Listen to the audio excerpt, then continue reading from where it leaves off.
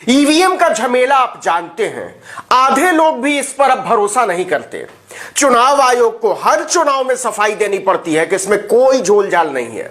बिहार चुनाव के नतीजे ईवीएम के तंदुरुस्ती का ताजा ताजा कमाल है।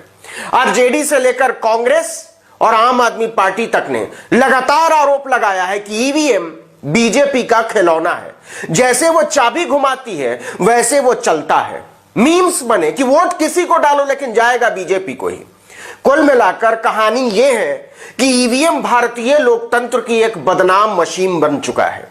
लेकिन 2024 के लोकसभा चुनाव से पहले बदनामी की इस मशीन को नया विस्तार देने की योजना है। चुनाव आयोग ने चुपके चुपके इसकी तैयारी भी कर ली। इसको जरा समझिएगा कि ईवीएम का नया झमेला क्या है और इसमें नया झोल क्या है। इकोनॉमिक टाइम्स की संवाददाता अनुभूति बिश्नोई ने खबर देकर विपक्ष के नेताओं और आम लोगों में हड़कंप मचा दिया है। खबर यह है कि चुनाव आयोग 2024 चुनाव से पहले एक ऐसा ईवीएम लाने की तैयारी कर रहा है जिसमें चुनाव किसी सीट के लिए होगा और किसी और इलाके में बैठा बैठा आदमी वोट दे देगा। इसको ऐसे समझिए कि केरल में चुनाव चल रहा है और वहां का वोटर कैलीकट में रहता है, तो कैलीकट में बैठा हुआ आदमी केरल के चुनाव में वोट कर सकता है। मतलब वोट ना हुआ, व्हाट्सएप हो गया कि किसी भी फोन में डाउनलोड कर लो, किसी का नंबर दे दो और चैटिंग चालू, एक ओटीपी पर। इसके खतरे को ठीक से समझिए, लेकिन इसके पहले समझिए कि प्लानिंग क्या है। अभी क्या है कि जिस वोटर का जिस बूथ की मतदाता सूची में नाम है उसी बूथ पर जाकर वोट देना होगा। एक ही स्कूल में मान लीजिए 5 बूथ हैं, तो ऐसा भी नहीं कर सकते कि इस कमरे के बूथ वाला उस कमरे के बूथ पर जाकर वोट दे दे। ऐसा इसलिए किया गया है कि लोकतंत्र का महापर्व मजाक न बन जाए, वोट की हेराफेरी का जरा सा भी किसी को शक न हो। अगर आपके पास वोटर आई कार्ड नहीं है तो वोट देने के लिए 11 में से कोई एक कागज दिखाना ही पड़ता है, चाहे आधार कार्ड हो, चाहे बैंक पासबुक हो फोटो के साथ, चाहे पैन कार्ड हो, राशन कार्ड हो, मनरेगा का जॉब कार्ड हो, या हेल्थ कार्ड या पेंशन पेपर या कोई दूसरा सरकारी पहचान पत्र हो। इसके बिना आप वोट देना तो छोड़िए, पोलिंग बूथ के अंदर घुस तक नहीं सकते। ईवीएम में भी केवल उसी चुनाव क्षेत्र से चुनाव लड़ने वालों के नाम और सिंबल होते हैं, उसी को वोट दे सकते हैं। ऐसा नहीं कि वोट देने पहुंचे हैं दरभंगा के बूथ पर और उम्मीदवार खोज रहे हैं दिल्ली का, नहीं मिलेगा। लेकिन अब इसको संभव करने की तैयारी हो रही है 2024 से पहले कि कहीं का आदमी कहीं भी वोट दे सके। इसको ठीक से समझिए। मान लीजिए कोई वोटर रजिस्टर्ड है बंगाल के मालदा में और रहता है बिहार के मधुबनी में, तो नई व्यवस्था के लागू होने के बाद वो मधुबनी में बैठा मतदाता जो है वो मालदा के उम्मीदवार को वोट दे सकता है। आपको सुनकर यह अजीब लग रहा होगा, लफड़ेबाजी लग रही होगी, घपला लग रहा होगा, लेकिन यह होने जा रहा है और चुनाव आयोग ने इसकी तैयारी भी कर ली है। समझिए इसको। इसके लिए 10,000 ईवीएम मशीन बनाने की तैयारी है। हर जिले में ऐसी ईवीएम मशीन लगाई जाएगी। खेल को समझिए। चुनाव आयोग खुद कह रहा है कि यह तैयारी 2024 के लोकसभा चुनाव को ध्यान में रखते हुए की जा रही है। उपचुनाव में इसके पायलट प्रोजेक्ट को परखा जाएगा, जांचा जाएगा। ईवीएम में घपले के दावों को खारिज करने के पीछे चुनाव आयोग की सबसे बड़ी दलील क्या होती है? यही होती है ना कि इसमें इंटरनेट का इस्तेमाल नहीं होता, इसलिए इसको हैक नहीं किया जा सकता। लेकिन अब नए सिस्टम में धड़ल्ले से इंटरनेट का इस्तेमाल करना पड़ेगा। त्रिपुरा वाले को दिल्ली में कैसे पता चलेगा? इसको और विस्तार से समझिए। इसमें कितना बड़ा झमेला है। मान लीजिए एक साथ उड़ीसा, बिहार और मेघालय में विधानसभा चुनाव हो रहे हैं। तीनों के मतदाता मुंबई में रह रहे हैं।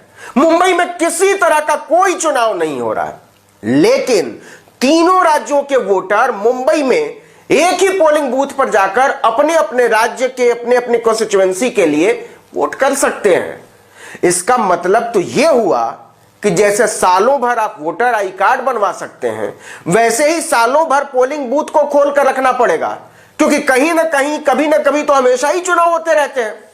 आने वाले दिनों में यह भी सुनने को मिल सकता है कि लखीमपुर खीरी या लखनऊ सीट पर चुनाव हो रहा है और पोलिंग बूथ पर सबसे लंबी लाइन लगी हुई है दिल्ली के लक्ष्मी नगर में। आप यह भी सुन सकते हैं कि मोतिहारी का कोई उम्मीदवार मोतिहारी में पड़े वोट के आधार पर हार गया और मुंबई दिल्ली के पोलिंग बूथ पर पड़े वोट के आधार पर जीत गया। जो इंतजाम किया जा रहा है उसमें यह सारी संभावनाएं बनती हैं और यह संभावनाएं दहशत पैदा करती हैं, शक पैदा करती हैं।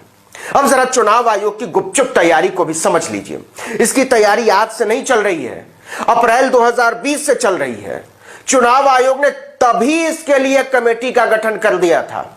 इस कमेटी में था कौन कौन, इसको भी देख लीजिए, समझ लीजिए।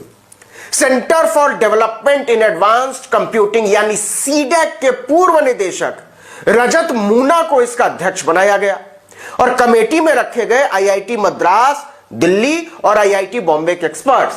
सीडेक के मौजूदा डायरेक्टर को इसमें क्यों नहीं रखा गया, यह भी एक सवाल बनता है।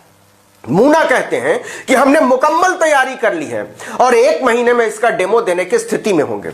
और सुनिए, अगर इस व्यवस्था को चुनाव आयोग मंजूरी दे देता है, जो कि तय ही है क्योंकि ये तो आइडिया ही उसका है, तो इसके बाद नई व्यवस्था के हिसाब से नई ईवीएम मशीनें बनवाई जाएंगी, मंगवाई जाएंगी और चलवाई जाएंगी। 2024 के आम चुनाव में उनका धड़ल्ले से इस्तेमाल भी होगा। और सुनिए, लफड़ा केवल इतना ही नहीं है कि कहीं का वोट कहीं पड़ेगा, लफड़ा यह भी है कि कौन किसका वोट दे रहा है, इसकी पड़ताल कैसे होगी। जाहिर सी बात है, इसमें voter card, phone number, email और ओटीपी से ज्यादा कोई व्यवस्था बन नहीं सकती। और अगर मणिपुर के किसी बूथ का वोट मैनपुरी में रहने वाले किसी वोटर ने 500,000 रुपए में इन सब के बदले में बेच दिया, तो इसे रोकेगा कौन और कैसे रोकेगा? कैसे तय होगा कि जिस रॉबर्ट बाइते का वोट इंफाल की वोटर लिस्ट में है, मुजफ्फरपुर की बूथ पर वोट देने वाला आदमी वही है? अब हर एक सरकारी कर्मचारी कैलाश विजयवर्गीय की तरह त्रिकालदर्शी तो है नहीं कि चेहरे से आदमी का जात, धर्म, राज्य सब पहचान ले। दूसरा लफड़ा है वोटों की गिनती का। एक और बहुत बड़ा लफड़ा है इसमें। मान लीजिए गया का वोटर गया वोट देने अपने बूथ पर और बूथ वाले ने कहा कि आपका वोट तो गंगटोक में पड़ चुका है, तो फैसला कौन करेगा और कैसे करेगा? गंगटोक वाला करेगा कि गया वाला करेगा? और सबसे बड़ा लफड़ा गिनती का है। मान लीजिए कि शिलांग की सीट के लिए 4 वोट पड़े शिमला में, 10 वोट पड़े बनारस में, 22 वोट पड़े भोपाल में, 32 वोट पड़े भागलपुर में और ऐसे ही तमाम जगहों पर। तो क्या सारी ईवीएम मशीनों को काउंटिंग के दिन शिलांग ले जाया जाएगा? इसका खर्चा कितना आएगा? और यह कौन देखेगा कि हजारों किलोमीटर के सफर में ईवीएम में घपला नहीं हुआ है? या फिर देश की हर सीट पर चुनाव के लिए देश के हर जिले में स्ट्रांग रूम बनाया जाएगा और हर जिले में गिनती होगी? अगर ऐसा हुआ तो टीवी वाले बताएंगे कि पाटलिपुत्र सीट के लिए यह रुझान दिल्ली से आ रहे हैं, पटना के लिए यह रुझान मुंबई से आ रहे हैं, गया के लिए यह रुझान बेंगलुरु से आ रहे हैं। ये वही देश है जहां पेट्रोल पंप पर तेल डलवाते हुए कार्ड की क्लोनिंग हो जाती है, आंख के सामने लाखों का चूना पलक झपट्टे लगा दिया जाता है और आज तक न पुलिस कुछ कर पाई है, ना आरबीआई और न सरकार। फिर ये तो वोटिंग है जनाब। कुल मिलाकर चुनाव न रहकर चोचों का मुरब्बा हो जाएगा और जहां चुनाव चोचों का मुरब्बा हो जाता है वहां लोकतंत्र भी चोचों का मुरब्बा हो जाता है। 2024 से पहले चुनाव का अचार बनाने की तैयारी जोर शोर से जारी है। चुनाव के साथ इस व्यभिचार के अचार का स्वाद लेने की तैयारी आप भी कर लीजिए। इस वीडियो में इतना ही, लेकिन अगर आपने अब तक आर्टिकल 9 इंडिया को सब्सक्राइब नहीं किया तो फौरन कर लीजिए, बेल आइकॉन दबाइए। दोस्तों, परिचितों, रिश्तेदारों, समूहों में व्हाट्सएप, इंस्टाग्राम, फेसबुक, ट्विटर पर हमारे वीडियो लिंक्स को